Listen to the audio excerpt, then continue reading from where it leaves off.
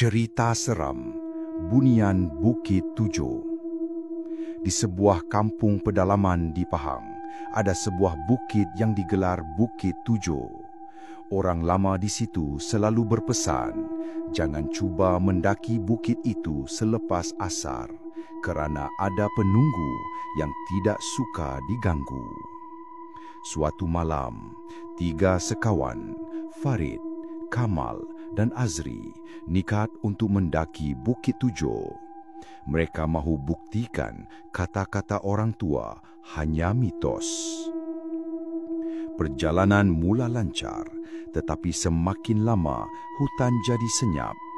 Cengkerik berhenti, angin pun terasa beku.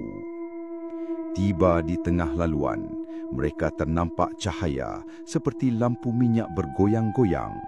Dari jauh, kedengaran bunyi orang bersilat, bertempik di selang bunyi gamelan halus. Macam ada kenduri, bisik Kamal. Mereka ikut cahaya itu, namun bila tiba di kawasan lapang, terbentang sebuah kampung aneh. Rumah kayu berderet, penuh orang berbaju tradisional, tetapi wajah mereka kabur. Bau harum bunga kemboja menusuk hidung. Azri, yang paling berani, cuba memberi salam. Semua makhluk itu berpaling serentak. Mata mereka kosong, hitam pekat.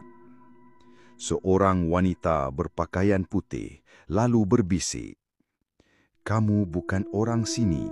Cepat pulang sebelum terlambat." Tiba-tiba, bunyi gong berdentum. Kampung itu hilang dan mereka sedar mereka sudah berdiri di tepi tebing bukit. Hanya tinggal pakaian mereka basah, dipenuhi daun kemboja.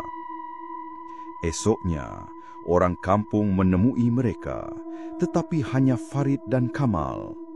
Azri hilang tanpa jejak, seolah-olah disedut masuk ke alam lain. Sehingga kini, orang percaya Azri sudah dipinang oleh bunian Bukit Tujuh dan namanya masih disebut setiap kali ada orang cuba mendaki bukit itu pada waktu senja.